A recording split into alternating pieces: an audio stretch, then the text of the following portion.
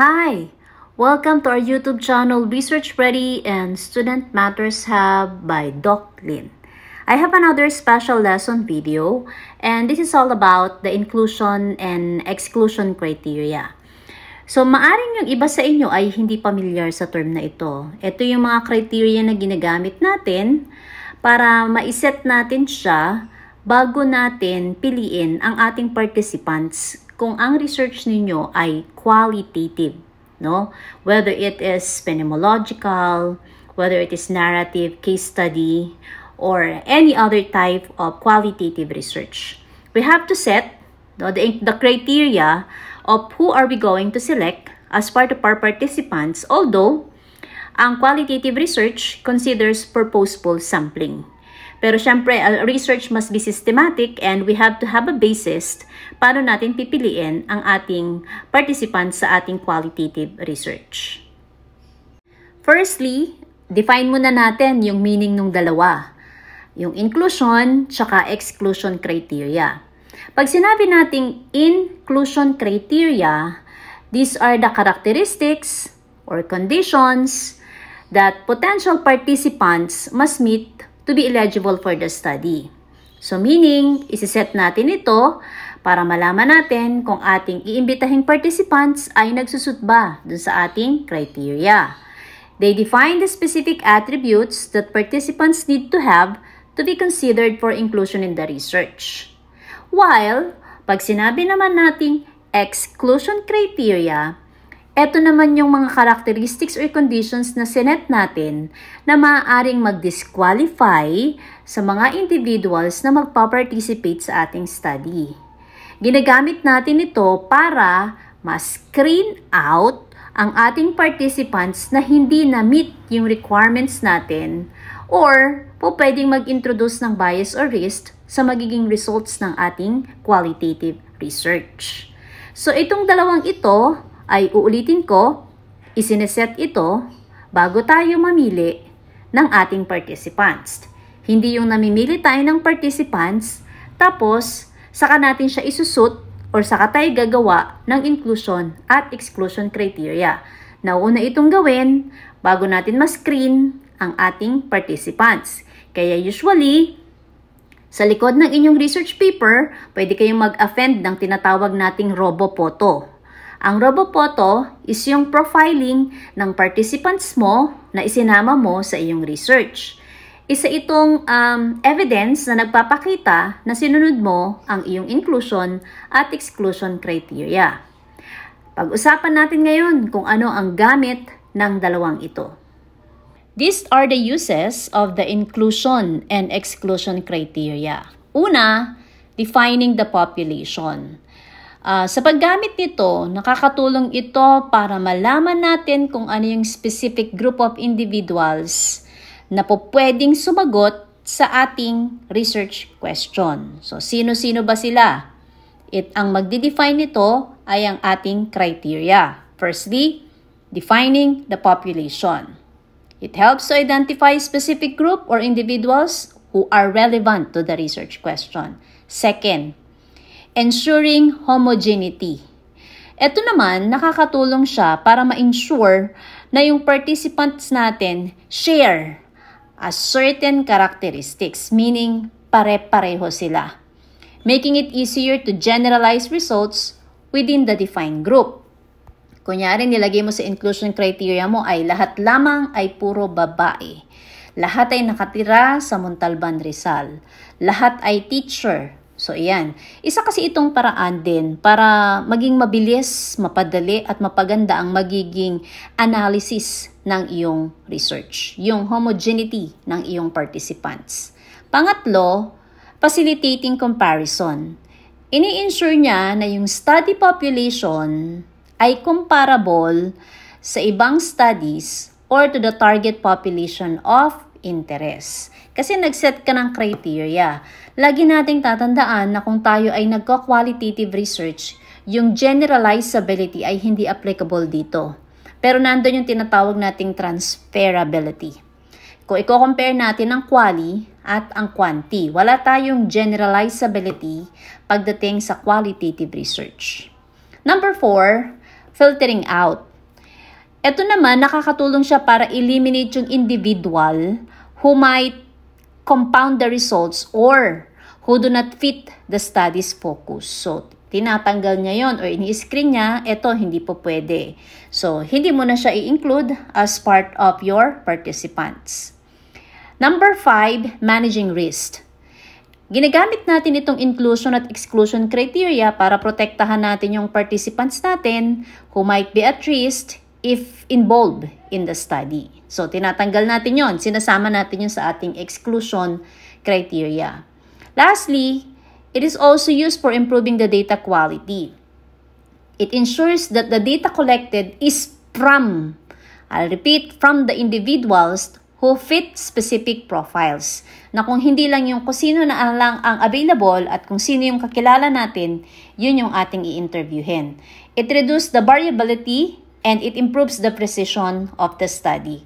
Although purposeful sampling ang ginamit natin sa ating qualitative research, dapat meron pa rin tayong basis because this is scientific rigor ng paggawa ng qualitative research. Hindi tayo basta-basta pipili ng participants na available kung hindi titignan natin kung saan or sino ang nagpi-fit sa ating criteria. In summary, masasabi natin na kapag gumamit tayo ng inclusion tsaka exclusion criteria, establish inclusion criteria during the study design phase bago tayo magkaroon ng participant recruitment. Okay? Second, kapag in-apply natin ito, yung recruitment at screening process natin, ini-ensure na yung participants natin na-meet yung study requirements na meron tayo. Siyempre, kung ang pinag-aaralan natin ay tungkol sa experiences ng teacher, hindi tayo pwedeng mag-invite or mag-select ng participants na hindi naman teacher. Kasi hindi niya masasagot yung mga tanong natin. Wala yung relatability nila doon sa topic or doon sa research question natin. Third, review and possibly adjust criteria as needed throughout the study. No? Pwede natin gawin yan with appropriate documentation and approval. Kasi ang qualitative research naman ay talagang very flexible. Even your research question might be changes as in the course or in the middle of your study as the needs arises. It also evaluates the effectiveness of the criteria post-study to inform future research. So, nakakatulong ka as a researcher kasi nakapag-set ka ng criteria at makikita ito ng iba na pwede na lang sabihin, ganito yung ginawa niya, so pwede rin natin siyang gawin. Magbigay tayo ngayon ng example kung paano ina-apply ang inclusion at exclusion criteria. Ang ating qualitative research title ay Exploring the New Public Health Program in Rural Communities. So sa pag-aaral na ito ay gustong malaman or ma-explore kung ano yung estado ng public health or new public health program dito sa isang rural communities. So kung mamimili ako ng participants bago ako mag-interview, pwede ako mag-set ng aking inclusion criteria. First, pwede kong iset ang geographic location. Ano ba yung pwede kong ilagay sa aking criteria? So, pwede kong sabihin na dapat ang aking magiging participants ay resident ng rural communities within a specified region, kung saan nandun yung public health program na ini-implement. So, ang gagawin ko, hanap ako ng individual na nakatira dun sa areas na yon at dun sa designated na region na sinabi ko sa aking criteria. So, kung siya ay nakatira sa urban areas, at outside dun sa designated region na sinabi ko ay hindi siya po pwedeng makasali dun sa ating research. Pangalawa, pwede ako mag-set ng criteria sa age group. So sabi ko yung participants dapat magulang o kaya guardian ng mga bata na may edad na 1 to 5 years. At ito kasi yung target, no, yung early childhood vaccination. So syempre ang gagawin ko, hanap ako ng mga individual na related dun sa aking criteria. So, hindi ito mag-a-apply kapag yung aking na-interview yung participants, not interview, nakilala or meron akong kilalang parent pero wala naman siyang anak na nagkaroon ng involvement to sa program, so hindi siya kasama sa aking research. Pangatlong pwede kong ilagay na inclusion criteria ay community engagement.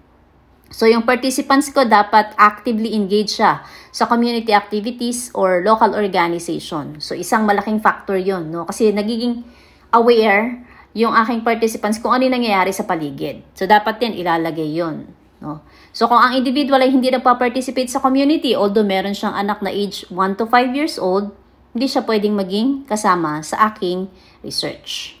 Pangapat, willingness to participate. Siyempre, yung participants mo, dapat willing siya at magbigay siya ng consent to take part in the surveys or interviews related to the program. Na kung unwilling siya at ayaw niyang mag-participate, hindi siya po pwedeng isama.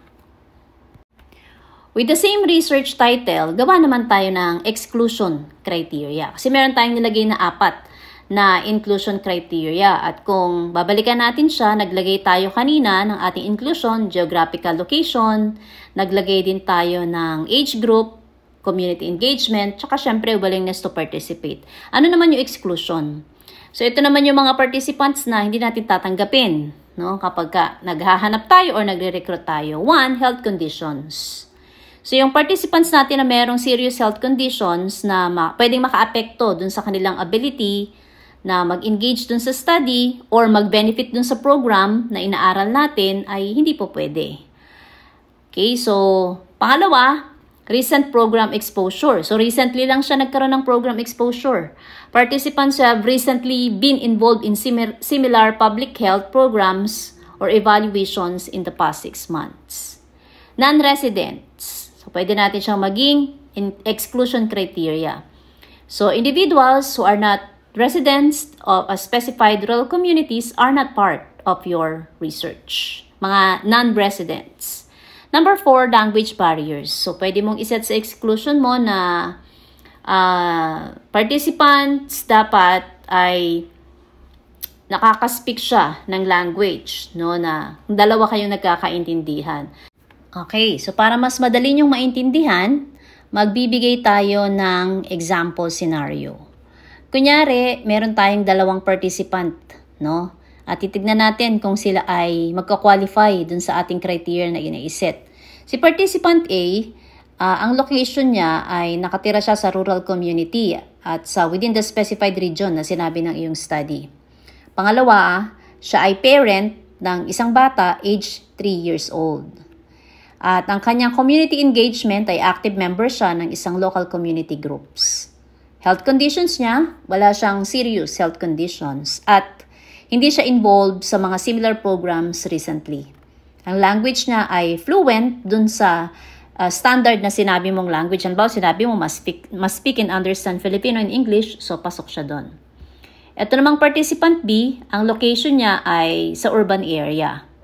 Ang age group niya naman ay, siya ay parent ng isang bata age 7 years old. Hindi rin siya involved sa mga community activities at meron siyang serious health condition.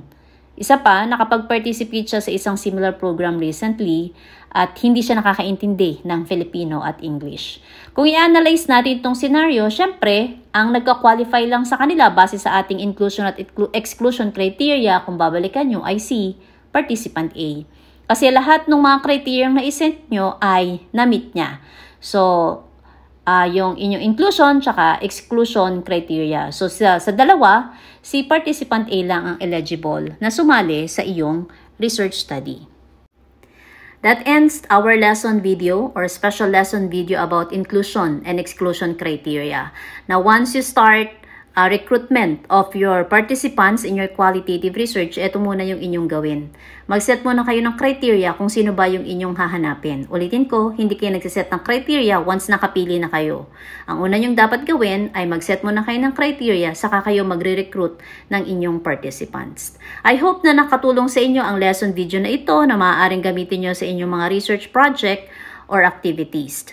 Please like, share, and subscribe our YouTube channel, and you can also share it with others doing the same thing with you or being involved in qualitative research.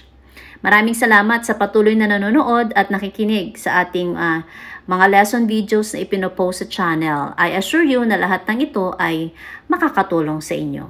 Kung meron kayong tanong, please type your comments in the comment section. Always remember, we unlock insights to empower your minds. Thanks for watching and listening, everyone. Bye-bye and God bless.